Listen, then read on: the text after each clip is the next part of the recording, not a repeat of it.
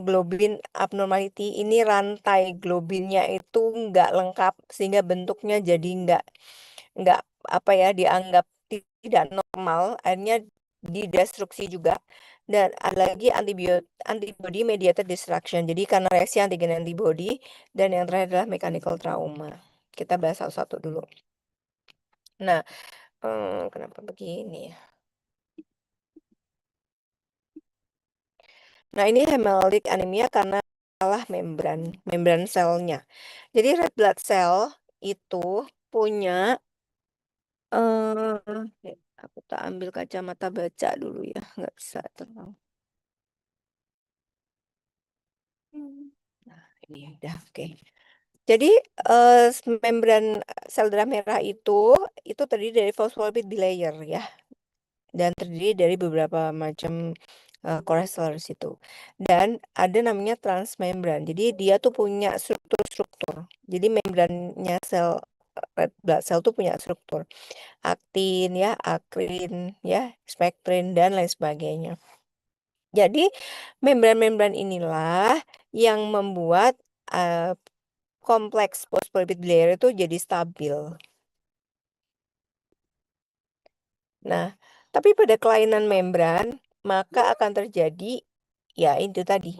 Jadi, ada molecular defect dari satu atau lebih protein dalam red blood cell cytoskeleton, sehingga nantinya akan membuat bentukannya jadi nggak bikonkav lagi untuk red blood cell. Dan ini akan menimbulkan reduced surface membrane area relatif ya. Jadi karena bentuknya nggak bikonkav, dan bentuknya jadi variatif gitu ya. Jadi akan menurunkan surface membrannya itu. Nah, bentuknya macam-macam. Ada hereditary elliptocytosis. Jadi karena inborn metabolisme itu berbeda-beda, maka hasilnya dia akan berbeda-beda. Nah, kemudian ada ini. Nah, ini ada lagi enzim defisiensi. Kita tahu bahwa ada namanya G6P dehydrogenase atau G6PD. Nah, kalau dia itu defisiens, maka ini adalah dia akan mengalami gangguan pada hemolisis. Nah, di mana kalau dari gambar sebelah itu ya, apa sih fungsinya glukosa 6-fosfat dehidrogenase? Dia adalah eh, mereduksi ini ya, oxidase glutathione. Jadi GSH ini akan mencegah ya oksidasi dari RBC, membran dan hemoglobin. Namun karena kemudian ada defisien, maka terjadi oksidasi sehingga mudah lisis, jadi kan dihancurkan. Nah, kemudian ada namanya antibody mediated hemolysis. Ini adalah autoimun. Jadi tubuh tuh membentuk kompleks autoimun sendiri untuk menghancurkan eritrositnya sendiri. Jadi antibody coated RBC membran itu kemudian mempermudah si eritrosit itu yang sudah diselimuti antibody itu untuk lebih mudah didestruksi di spleen. Jadi IHA itu membuat eh, penderitanya itu memproduksi autoantibody yang akan melapisi eritrositnya dan membuat eritrosit ini mudah dihancurkan di spleen. Nah, ini ya, pemeriksaannya adalah dengan memeriksakan direct antiglobulin test ya atau KUM test ya ini. Nah, beberapa reaksinya itu kalau secara ilmu patologi klinik gitu ya. Nah, ini dibagi menjadi beberapa klasifikasi dari IHA ya berdasarkan reaksinya pada laboratorium apa warm anti autoimun hemolitik atau cold autoimun hemolitik, ada juga mixed type. Nah, tapi buat kita klinisi apa bedanya? Sebenarnya tidak terlalu signifikan ini ya. Ini adalah untuk pembuktian secara laboratoris. Nah, di sini bedanya adalah ini aja nanti reaksi pada lab ya. Nah, kemudian ada lagi namanya hemolitik anemia, autoimun hemolitik anemia. Ini contohnya adalah inkompatibilitas ABO. Nah, kita tahu bahwa kita itu manusia punya banyak sekali blood type ya. Blood type kita mungkin ada 60-an. Tapi itu berdasarkan apa itu? Berdasarkan antigen, survei antigen di si eritrosit itu macam-macam, ada banyak sekali antigennya. Namun ternyata antigen, survei antigen pada eritrosit yang bermakna itu nggak banyak. Ya, ada yang paling bermakna itu adalah pembagian lewat ABO ya, ABO red blood type ya, sama yang resus. Kalau yang lain kecil-kecil nggak terlalu bermakna ya. Nah, pada yang tipe ABO inkompatibilitas red blood cell ini hanya bisa terjadi pada kondisi eh kalau misalkan bayi ya lahir gitu ya. Nah, itu kok tiba-tiba kok pucat terus kuning ya. Nah, ini bisa terjadi pada ibu golongan darah O ya, dicatat. Ibunya masih O. Bayinya boleh A atau B gitu. Jadi nggak bisa kebalik. Ibunya A tapi bayinya O, ya nggak apa-apa juga gitu ya. Nah, atau terjadi karena iatrogenic proses, yaitu misalkan pasien sakit golongan darahnya itu eh salah transfusi gitu ya, ketuker sama apa namanya, pouch darahnya pasien lain. Nah, ini bisa mengakibatkan reaksi hemolitik anemia yang sangat cepat dan waktu singkat yang bisa menimbulkan reaksi chill, dyspnea, hipotensi dan shock karena si darah merah tuh benar-benar dilisis dalam waktu bersamaan sehingga tubuh benar-benar kekurangan sel darah merah. Kemudian ada delayed hemolytic transfusion reaction ini ya, sama ya ini ya. Nah, ini kalau yang misalkan cepat, reaksi cepat itu dalam waktu hitungan menit ya. Tapi ada juga yang delayed type ini. Nah, ini biasanya karena low titer antibody. Ini ada juga drug induced hemolytic anemia. Jadi ada obat-obat tertentu yang memiliki potensi menyebabkan hemolisis ya. Nah, terus diapakan? Nah, pada kondisi hemolitik anemia, maka dicari dulu tahu tipenya apa. Nah, kalau ternyata dan ini adalah eh terapi terapi antibodi monoklonal. Terapi antibodi monoklonal itu untuk yang terutama yang autoimun ya, itu diberikan pada kondisi memang reaksinya berat dan kemudian kita boleh memberikan antibodi monoklonal ini. Tapi harganya sangat mahal ya. Oke, berikutnya adalah eh lisis ya. Ini perhatikan baik-baik ya. Kamu akan punya banyak pasien ini nanti. Abnormalitas dari sintesa Hb. Oh, sebentar.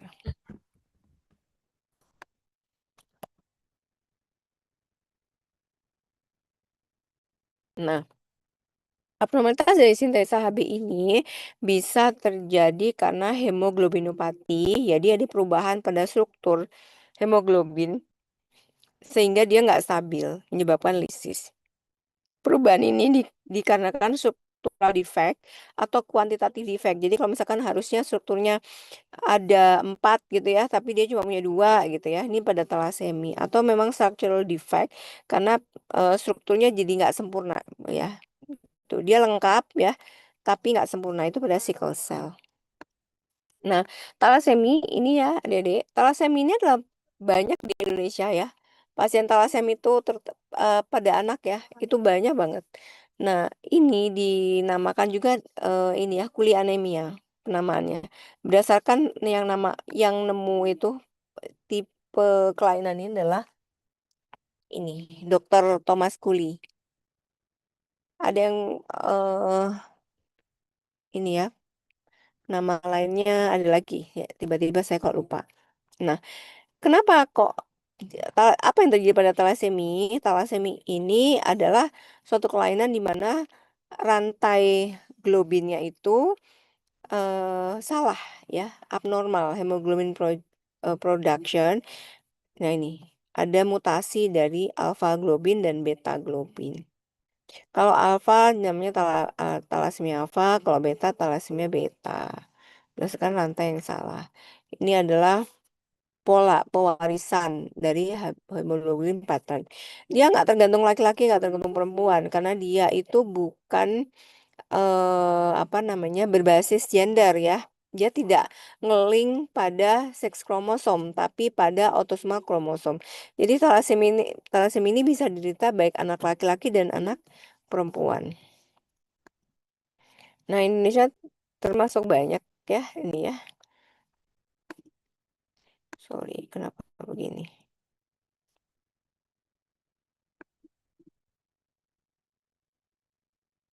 Oke. Nah, diapakan ini ya?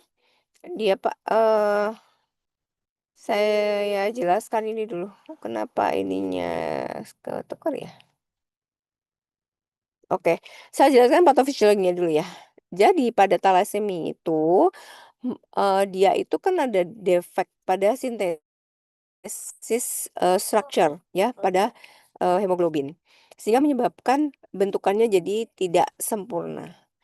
Nah, tidak sempurnaan bentuk ini maka dideteksi oleh, tubuh kita ya, terutama retikuloendothelial cell adalah defek nih cacat produksi, sehingga dia akan dilisis, dihancurkan. Nah, penghancuran ini kita mulai dari sini dulu deh. Oke, saya kasih ini ya. Dari deformitas itu ya, deformitas dari red blood cell ya, akan menyebabkan satu, hemolisis. Kalau sudah hemolisis di peripheral, maka, akan menyebabkan ini ineffective erythropoiesis juga. Jadi mau dibentuk seberapa aja, ya kan, dia pabriknya bentuk, ya dia dia rajin bentuk, tapi sebagian cacat. Jadi cacat produksi, ya, nggak lulus QSC, quality control ya. Nih, udah di perifer itu hemolisis, yang dibentuk di pabriknya juga sebagian juga udah salah ya. Nah, dan kemudian, plus ditambah dengan ini. Karena bentukan, jadi ada peningkatan hiperkoabilitas bilateral dysfunction. Nah, sekarang kita coba lihat. Ineffective erythropoiesis, harusnya misalkan si si sumsum tulang itu memproduksi 100% gitu ya. Tapi ternyata karena ada thalassemia, maka yang diproduksi bagus itu hanya 60%, sehingga kan ada ketidaksempurnaan produksi gitu ya. Nah, ketidaksempurnaan produksi misalkan HB-nya jadi harusnya 10, ini cuma 6. Jadi makanya jadi anemi. Terus apa dong yang dilakukan sumsum tulang? Nah, nah ini gimana nih pabriknya kita nggak bisa produksi barang bagus gitu ya. Maka dia akan berusaha mengkompensasi produksinya. Wah, ini pabrik kita kapasitas udah penuh. Apa yang harus dilakukan? Udah ekspansi, dia bikin pabrik baru. Di mana pabriknya? Di bone marrow expansion dengan mengaktifasi tempat-tempat lokasi yang bisa digunakan untuk erythropoiesis baru, yaitu nantinya extramedullary erythropoiesis. Di bone marrow sendiri ada cortical thinning. Jadi saking, apa namanya ya, bekerjanya lembur terus gitu ya pabriknya ya. Jadi ada ini. Dan kemudian extramedullary erythropoiesis. Sedangkan hemolisis secara langsung itu kan menghasilkan bilirubin yang banyak ya. Bilirubin itu kan kita tahu bahwa cikal bakal dari getah empedu. Nah, itu produksinya jadi banyak banget tuh bilirubin. Nah, akhirnya menyebabkan gallstone. Gallstone itu batu empedu ya. Nah, kemudian cortical thinning dan extramedullary erythropoiesis itu akan menyebabkan bone pain sama fracture karena dia ada di tulang-tulang bukan asli bone marrow tapi di tulang-tulang lainnya. Jadi bahkan bisa menipuskan korteks pada tulang, akhirnya menyebabkan bone pain dan fracture. Kemudian hepatosplenomegaly ini jelas ya karena pada proses lisis yang hebat, maka hepat dan lien akan berusaha mengkompensasi ya dengan meningkatkan jumlah sel. Akhirnya terjadinya hepatomegali dan splenomegali. Nah, kemudian hemolisis yang meningkat itu kan berarti produknya meningkat hem dan globin gitu ya, plus Fe. Nah, Fe-nya berarti banyak sekali hasil lisisnya itu. Nah, itu berlangsung terus gitu ya, tiap bulan bertahun-tahun gitu ya. maka ada terjadi iron deposition di visceral organ. Namanya sudah aerial deposition ini, maka dia bisa mengenai seluruh fungsi organ tanpa kecuali karena dia ikut vaskuler. Ya. Nah, sehingga menyebabkan apa yang paling ditakutkan adalah endocrine dysfunction, ya, sirosis, ya, atau inflamasi hepar, dan juga ini, aritmia. Oke, coba aku clear dulu.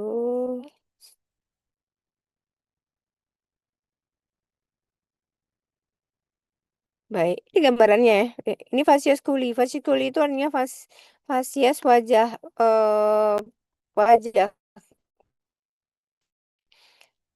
monkey face ya. Dalam literatur bilang gitu. Kenapa? Nah, di sini apa yang menyebabkan ini ada? Zigomanya jadi tebal.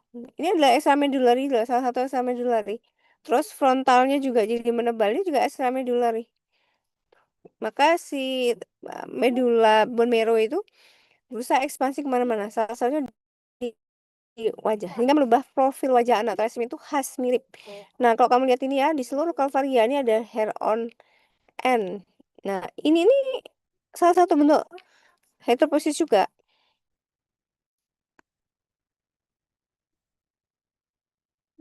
Oke, saya lanjut ya. Ini ya, findingnya ada bermacam-macam jenis ya. Selnya jadi nggak rancak, seragam gitu ya, kayak bikonkaf semua itu enggak, ini macam-macam. Terapinya apa? Terapinya adalah hmm, ini. Terapi main treatment karena dia jadi anemis maka harus transfusi. Jadi anak-anak thalassemia itu yang dependent transfusion itu benar-benar setiap 1 sampai 2 bulan sekali harus ke rumah sakit untuk transfusi. Kenapa? Ya tubuhnya nggak bisa produksi dengan baik. Nah, kalau derajat thalassemia thalassemia alpha gitu ya, yang eh, dan sifatnya dependent transfusion, maka anak itu akan sangat sering. Nah, kemudian apa yang terjadi pada sering transfusi kan juga dilisis juga, maka akan terjadi iron overload. Iron overload ya. Kemudian ada endokrinopati karena hor- hor- ini ya impairment juga ya pada seluruh sistem hormon. Nah ini satu nah, dia hormone hair on hypertension kemudian dan lain-lain. Nanti kamu ada oke. Nah ini. Nah dia apa kan nih kalau sudah seperti ini. Jadi adik-adik kalau misalkan kita itu jadi dokter tuh nggak boleh dikit-dikit latah gitu ya. Oh banyak anak contoh ya yang berapa tahun yang lalu tuh semua suplementasi zat besi itu semua tanpa cek lab apa dan lain-lain ya. Eh, jadi dikit-dikit FE suplementasi padahal FE yang sudah masuk tubuh dosis itu sulit untuk dikeluarkan. Nah, kalau yang talasemi ini udah otomatis gitu ya. Dia terjadi iron overload karena destruksi sel darah merah menghasilkan Fe dalam jumlah yang amat sangat banyak. Jadi pasien itu biasanya ada gray skin, jadi kulitnya tuh keabu-abuan. Jadi anak-anak talasemi ini yang perlu diterapi ya, itu wajahnya kayak monkey face gitu ya, sebutannya atau kulifacies. Kemudian kulitnya jadi kuning keabu-abuan, kuningnya itu karena proses litik, abu-abu itu karena air overload. Jadi warna kulitnya tuh dan wajah khas anak talasemi ini. Ya, nih hemoglobinopati talasemia manajemen.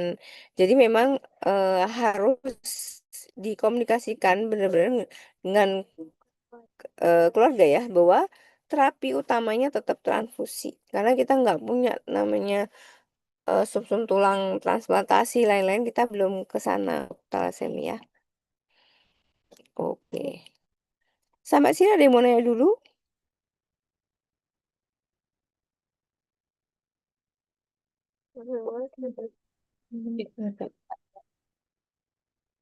Oke, baik. eh saya ada ngajar lagi kapan? Wah, Hari Jumat. Bentar. Iya juga. Jam Mohon maaf, Kamis, dokter. Kamis, Kamis, jam ketiga. Kamis Jam ketiga, dokter. jam keempatnya ada apa? Ada kuliah juga, dokter.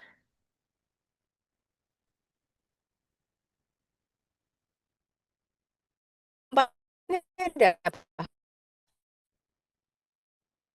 Gimana, dokter? Jadwalmu jam keempat ada kuliah ya? Oh, nanti malam nanti Mohon maaf, dokter, suaranya malam putus-putus. nih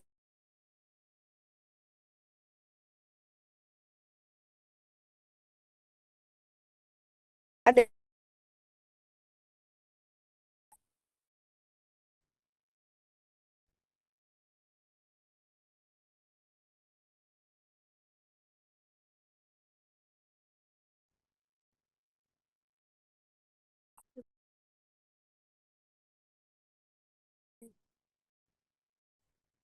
kuliah Oh,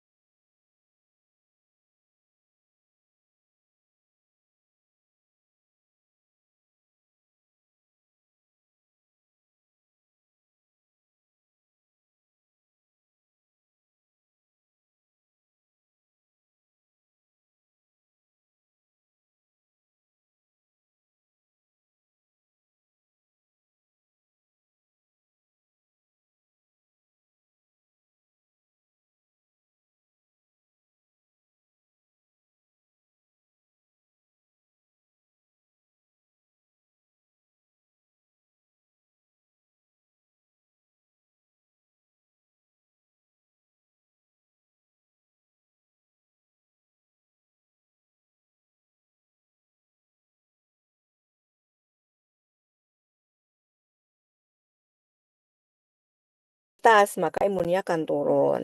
Kemudian apalagi peredaran otak ya, untuk berpikir, proses berpikir anak-anak itu biasanya akan mengalami fokus fokus dalam belajar ya.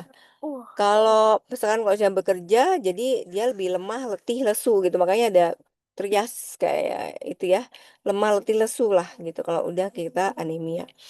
Kemudian, nah ini nanti kita akan belajar ada tambahan-tambahan simptom lain dan sign lain masing-masing yang sangat spesifik berdasarkan underlying disease. Nah, bagaimana kemudian kita bisa membedakan dalam klasifikasi di sel darah merahnya? Yaitu yang pertama normokrom nomositer. Ya eh, ini normalnya ya, normokrom nomositer. Kemudian ada hipokrom mikrositer. Ini kecil-kecil pucat-pucat. Nah, ini biasanya karena adanya defisiensi zat besi ya. Talasemi juga kecil-kecil pucat-pucat gini ya. Ada juga makrositer. Makrositer ini punyanya megaloblastik ya di sini.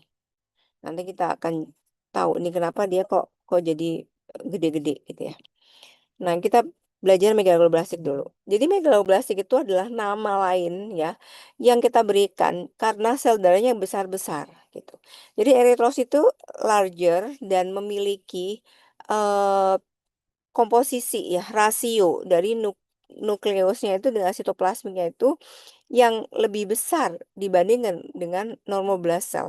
Jadi normoblast itu adalah cikal bakal sel darah merah ya. Nah, itu ternyata kalau megaloblastik dia lebih besar lagi itu it- si nukleusnya itu dibandingkan dengan sitoplasmanya. Nah, kemudian neutrofilnya bisa hypersegmented pada megaloblastik dan megakaryositnya juga abnormal. Jadi, kalau namanya megaloblastik anemia ini ternyata nggak cuma menyebabkan gangguan pada sel darah merah aja, tapi juga kedua lineage dari sel darah lain. Ingat ya, ini adalah anemia yang nggak cuma menyebabkan gangguan pada HB-nya aja, eritrositnya aja, tapi juga pada neutrofil sama trombosit ya. Nah, kenapa ini? Nanti akan kita lihat kenapa bisa terpengaruh. Ini diakibatkan oleh defisiensi B12 atau folat. Nah, B12 ini vitamin, sedangkan folat itu mineral, folat ya. Vitamin kobalamin dan folat ya. Dan kenapa ini? Karena keduanya berfungsi pada metabolisme pada DNA sintesis. Nah, kenapa begini ya? Bentar ya.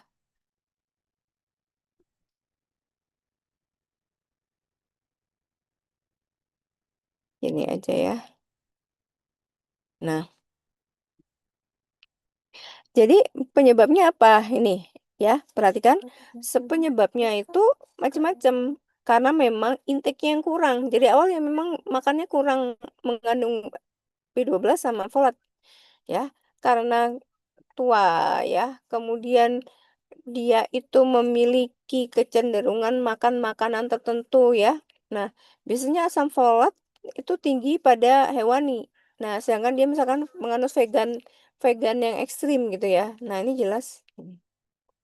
Kemudian malabsorpsi ini masalah di pencernaannya. Jadi dia konsumsi makanan yang baik tapi nggak bisa diserap karena ada gangguan pencernaan atau excess urinary folate loss. Jadi ada masalah ya underlying disease yang lain pada sistem hepat renal dan kardiovaskular. Jadi ada congestive heart failure di sini. Jadi kebuang di situ karena ada masalah pada ginjal juga. Kemudian ada karena obat-obatan tertentu ya dan ini. Nah, kalau ini adalah hal yang fisiologis. Ini fisiologis. Nah, ini yang harus kita cermati. Sehingga kalau kita mencermati hal fisiologis itu dan kemudian menyebabkan ini adalah suatu nanti jadi patologis, ada di mananya? Yaitu ada peningkatan utilization secara fisiologis itu apa maksudnya? Pregnancy, ya, laktasi sama bayi prematur, ya.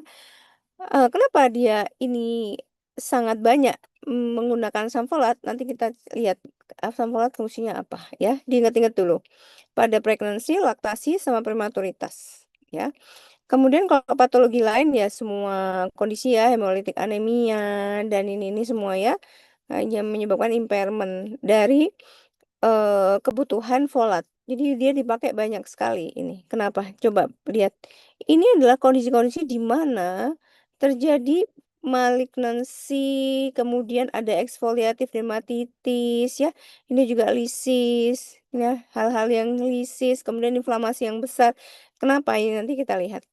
Kemudian dan lain-lain ini yang merusak ini ya liver kebanyakan. Oke, itu dulu. Perhatikan. Nah, kemudian di sini. Memangnya kenapa?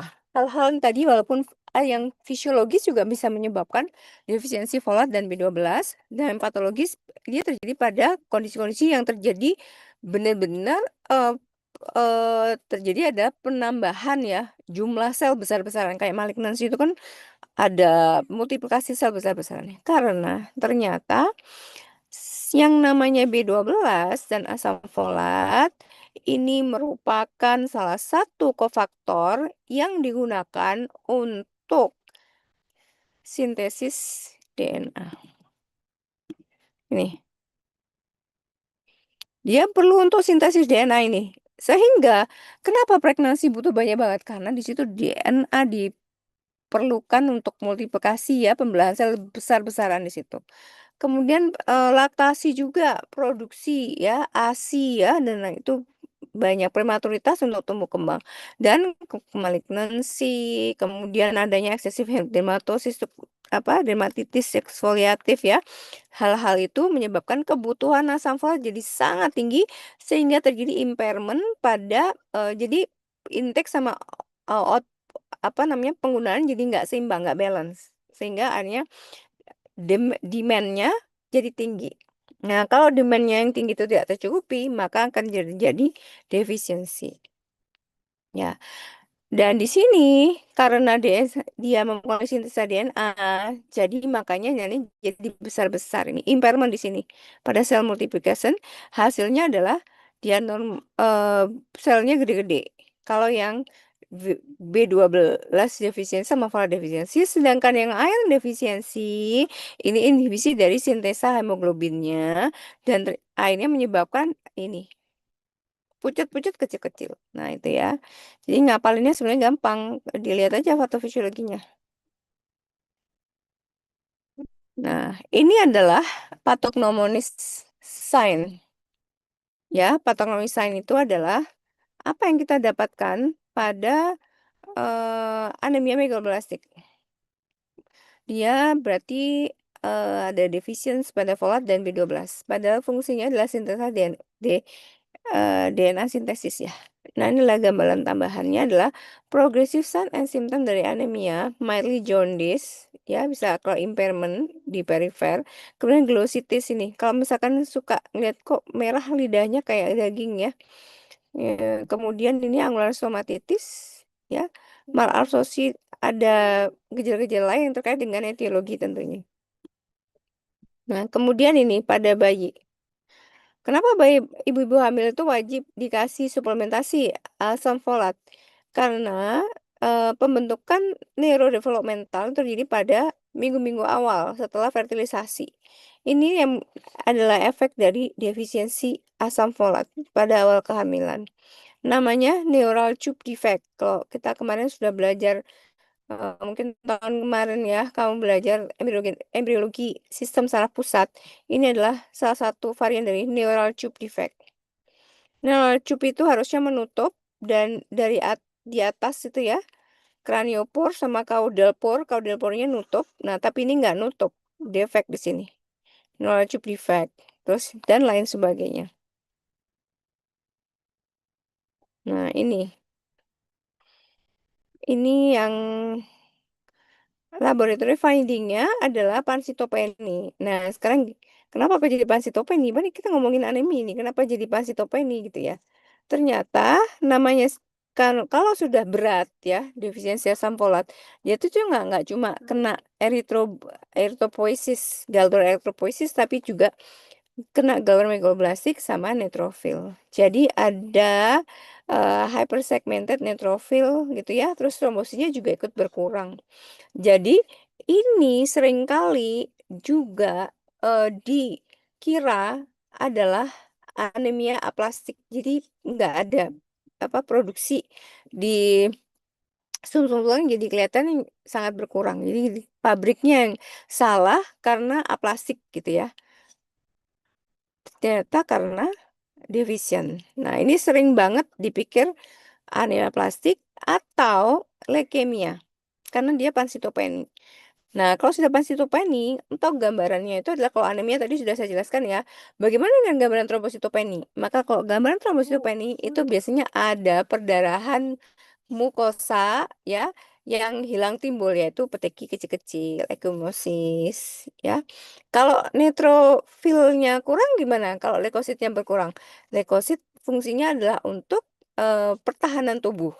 Jadi orang yang leukopeni berulang gitu ya, leukositnya tuh rendah, terus itu memiliki simptom itu demam sumur-sumur, gampang sariawan, gampang sakit gitu. Jadi kalau kita udah bilang, "Oh, ini pasien topeni," maka secara secara otomatis kita pasti tanyakan semuanya, apakah dia ada anemia, gejala anemia, trombositopenia, dan leukopenia. Itu harusnya ada semuanya. Ya, demam sumur, bercak-bercak perdarahan ya, bisa atau di epistaxis. Nah, itu cari. Kalau yang lain ini, ya di situ. Nah, ini terapinya apa? Ya, terapinya adalah suplementasi. Cara tahunya gimana? Ada klinisnya jelas, sign and symptomnya adalah lemah, letih, lesu ya, gampang perdarahan, sumber lama, gampang sakit, terus lidahnya kok jadi merah, terus ada sariawan di ujung-ujung bibir ya. Terus pada pemeriksaan eh, fisik kamu dapatkan juga ada glositis ya, kemudian angular cheilitis, anaknya anemi ya, ada bercak-bercak peteki mungkin. Kemudian dicek kadar vitamin B12 dan folat defisiensi pada pemeriksaan penunjang plus juga darah lengkap dan hapusan. Kalau memang benar-benar proven kalau deficient, maka treatmentnya adalah ya suplementasi. Berikut nih ya. Kok lama banget ini ya terapinya? Iya, karena prinsip terapi pada anemia itu jadi anemia itu selalu punya, tahapan level. Pertama kan dia fungsinya si susum tulang tuh produksi biar di perifernya itu normal ya. Nah sekarang dia itu ada kehilangan red blood cell karena apapun, bisa karena destruksi, bisa karena pabriknya ya atau loss. Maka, eee manifestasi klinisnya, kalau yang anemia nutrisional ini, dia yang di perifer akan dipertahankan dulu. Jadi yang dikosongin yang di susum tulang. Sehingga nanti treatmentnya kita berusaha jangka panjang itu adalah tujuannya adalah mengisi kekosongan tandon ini, mikronutrien ini di susum tulang dulu, sehingga nanti lama-lama perifernya juga ikut naik. Nah, sekarang iron deficient.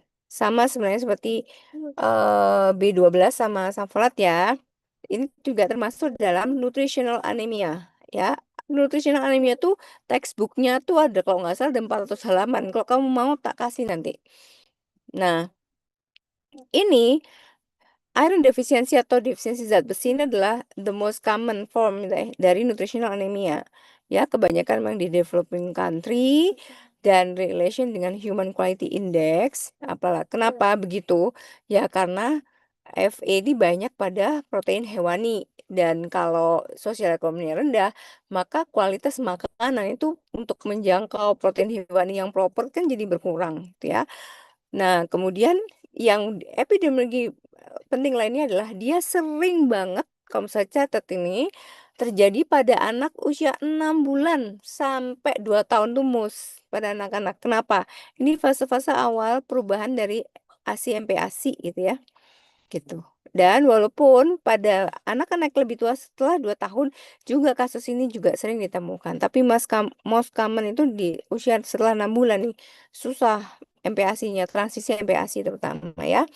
Dan kemudian naik lagi tuh insidence-nya pada anak-anak remaja ya, terutama remaja putri di mana dia sudah ada menstruasi ya, menstruasi, kemudian ada gangguan mungkin secara psikis, body dysmorphic, misalkan mengidolakan K-pop gitu ya, artis Korea yang benar-benar body goal banget gitu ya. Nah itu banyak anak-anak tuh udah nggak mau makan ya, cuma skip makan, akhirnya menyebabkan anemia. Kemudian timing berikutnya lagi secara epidemiologi akan meningkat pada saat kehamilan dan laktasi. Udah itu namanya ibu hamil sama laktasi itu udah kalau banyak yang pucet-pucet. Makanya salah satu target ya dari ANC adalah mengatasi anemia ya pada ibu hamil. Makanya yang dikasih adalah EV sama asam folat kan pada awal-awal kehamilan tuh. Oke, ini ya Indonesia ya apa ya? Moderate ya. Ya, kok prestasi-prestasi gini Indonesia nggak mau ketinggalan. Nah, di sini adalah clinical value dari iron deficiency anemia. Jadi, permuka sel darah merah itu bentuknya bikonkav, ya. Jadi, dia itu cekung-cekung di dua sisi. Tujuannya adalah memang memperluas memperluas ini oksigen, ya, ambilan oksigen. Gitu ya. Jadi kalau misalkan secara jumlah, secara kuantitatif berkurang, maka oksigennya juga akan berkurang seluruh tubuh. Ya, penyebabnya tentunya sama ya konsepnya seperti seperti apa namanya anemia nutrisional pada umumnya, yaitu intake-nya yang kurang atau gangguan absorpsi ya. Kemudian peningkatan kebutuhan ya pada fase-fase anak remaja, kehamilan ya, menyusui itu sama persis. Atau ada penyakit lain ya, penyakit renal ya, gangguan eritropoietinnya jadi bermasalah di gagal ginjal kronis. Nah, itu juga bisa menyebabkan iron deficiency. Kemudian di spektrum yang sudah saya jelaskan tadi, jadi dia itu ditujukan untuk dipenuhi dulu ya storage-nya. Nih tak jelaskan. Jelaskan dengan gambar ya, tak jelaskan ini. Jadi ini storage-nya itu di bone marrow ya, normal, ini pun normal. Jadi kalau storage-nya normal, maka ini diharapkan juga akan normal. Tapi bagaimana jika terjadi gangguan pada iron ya, indeksnya kurang atau peningkatan kebutuhan ya, atau kehilangan ya, loss. Nah, maka akan terjadi depresi. Si pabrik ini ngorbanin dulu, udah deh yang disirkulasi asal cukup untuk fungsi ya, untuk metabolisme, untuk homeostasis. Jadi dia ngalah nih, pelan-pelan dia turun. Turun segini, turun segini, turun segini. Apakah anak ini atau orang ini sudah bergejala anemi? Belum, ya. HB-nya masih bagus. Normal.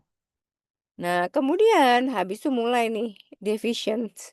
Mulai leh pucet dikit kan. Nah, kemudian baru eh yang bermakna ya. Ini. Nah, sehingga mengembarkan nanti maka perlu waktu dulu. Ini dulu ya, memperbaiki ini dulu sumsum tulangnya untuk bahan bakunya diperbaiki, diperbaiki, diperbaiki sampai kemudian dan ini it takes time ya. Makanya waktu untuk merekonstruksi ya, memperbaiki, melakukan treatment pada anemia nasional itu pelan-pelan, nggak ada yang cepat. Jadi paling nggak 3 bulan kemudian kita evaluasi. Gitu. Terus nah ini iron deficiency anemia itu gambarannya adalah seperti ini. Ada Pika, kamu tahu Pika nggak? Pika itu eh, anak itu punya kecenderungan makan makanan yang salah atau non nutritif, makan tanah, makan es batu, makan kertas atau apapun yang nggak memiliki nilai nutrisi. Nah, kemudian ada fatigue, takikardia yang sudah standar ya, kamu tahu pasti kenapa. Kemudian ada smooth tongue. Nah, nih smooth tongue. Ini deh, catat ya. Ini mungkin kamu jarang nanti atau temukan penjelasannya. Smooth tongue. Jadi lidah kita tuh punya papil ya, punya papil. Papil-papil lidah itu adalah gustatory elemen ya. Perangkat kita untuk merasakan TACE. Jadi taste bud. Pada anemia defisiensi iron Fa, ini terjadi atrofi pada taste bud. Taste bud kita atrofi. Jadi akhirnya anak yang mengalami defisiensi zat besi itu karena dia smooth tongue ya, apa, mmm, taste budnya tuh jadi mulus gitu ya, dia nggak bisa ngerasain enak makanan. Ini anak sudah anemia, malah nggak mau makan karena ngapain aku makan, orang nggak enak kan gitu. Jadi siklus vitiosus, ya yang namanya siklus vitiosus itu kayak, lingkaran setan gitu ya. Dia udah dia anemi, nggak mau makan ya, tambah anemi, tambah nggak mau makan, tambah gitu terus. Nah itu harus di-stop. Stopnya dengan apa ya, dengan treatment. Terus koilonikia atau spunel. Kenapa bisa begini? Karena dikatakan nail bednya tuh berusaha untuk melakukan proliferasi karena memang bahkan sampai sini pun dikatakan defisien ya, oksigen defisiensi. Jadi dia di situ adalah hiperplasi. Kemudian kelosis. Nah, ini. Ya. Nah, kenapa imunitas turun? Ini banyak sekunder infeksi ya. Ada jamur juga mungkin bisa dan lain sebagainya. Jadi ketahanan mukosanya juga terganggu. Oke, definisi anemia by HB by value. Nah, ini memang harus dilihat dicek standar ya. Kita ngomongin anemia pada anak bayi gitu ya. HB-nya 11 gitu ya. HB 11 sama eh, anak usia misalkan 14 tahun ya. HB 11 sama bayi HB 11. Tentu yang HB 11-nya bayi ini adalah anemia dia. Ya, karena HB bayi itu rata-rata 14. Hati-hati. Kemudian ini laboratory finding-nya. Nah, ini kamu kan banyak sekali kasus ini ya. Defisiensi zat besi ini udah kayak hari-hari gitu di pediatrik. HB jelas turun ya, MCV turun ya. Karena dia bukan mikrosikter ya. Kan kok nggak punya punya laboratorium yang bisa hapusan ya kita ngelihatnya di sini. MCV, RDW. Ini ya. Oke, mana tadi? Diapakan? Ya suplementasi, kalau defisien suplementasi. Kalau tadi asam folat B12 defisien ya suplementasi ya.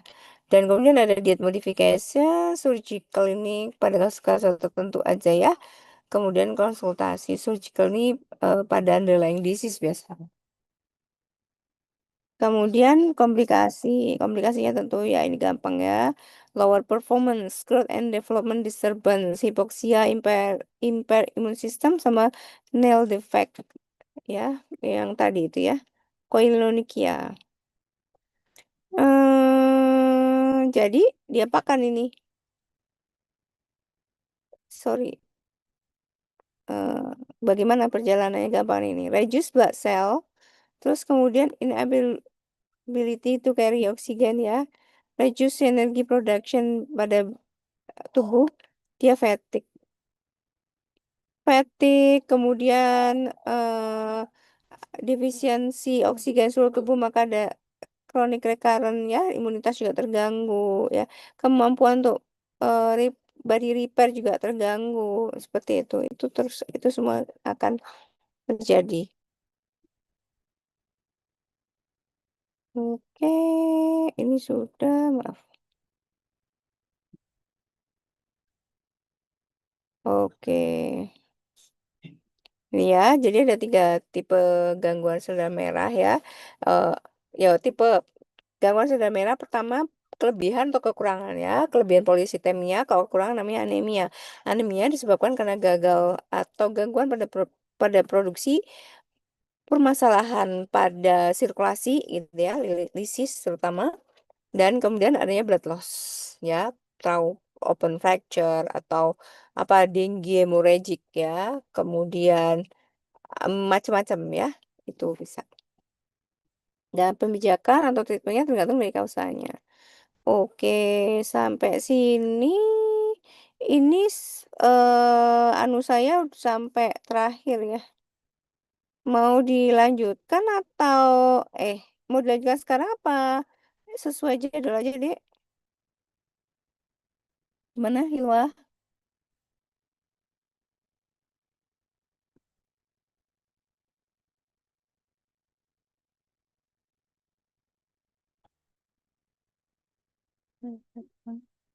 Saya tanyakan teman-teman terlebih dahulu, dokter.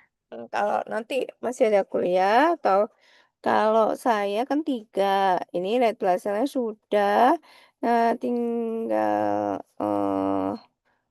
berikutnya kan, sorry, apa bleeding ya, bleeding disorder, nggak banyak sebenarnya ini. Satu lagi aku lupa apa ya satunya, SLE kalau nggak salah. Iya ini, ya sudah. Oke, sampai setengah jam aja.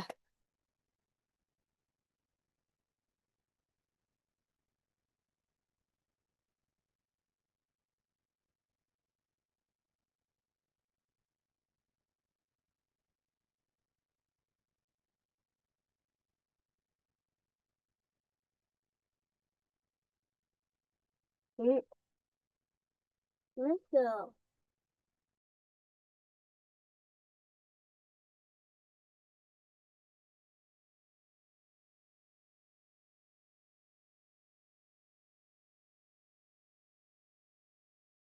Oke, mau sesuai jadwal aja. Iya, dokter. Oke, baik. Oke, ya udah gitu ya. Untuk adik-adik, tips belajar adalah mengembangkan teori ya dengan contoh-contoh penyakitnya. Jadi kamu benar-benar harus megang nih, ini filosofi gangguan red blood cell itu apa? Jadi kamu gambar sendiri. Oh, si pabriknya. Nah, ya, terus kemudian dia beredar di sirkulasi. Masalahnya ada di sirkulasi. Ada 2. Kalau nggak loss, ya dihancurin gitu. Jadi belajar gitu. Oh, kalau gini gimana kalau gitu. Jadi kalau belajar tuh kamu coret-coret aja. Nyoret-nyoret. Ya, gambar sendiri. Punya kita sendiri. Gitu. Jadi sebenarnya mapping itu nggak sama tiap orang tuh boleh banget. Karena itu orang bisa berbeda-beda gitu ya gitu. Jadi tapi paling nggak kita paham gitu. Karena dalilnya itu adalah menulis mengikat ilmu. Jadi kalau kamu belajar dengan banyak menulis itu tentunya lebih efektif gitu ya. Udah gitu aja saya akhiri, ketemu lagi hari eh, Kamis jam kedua ya. Baik, wassalamualaikum warahmatullahi wabarakatuh.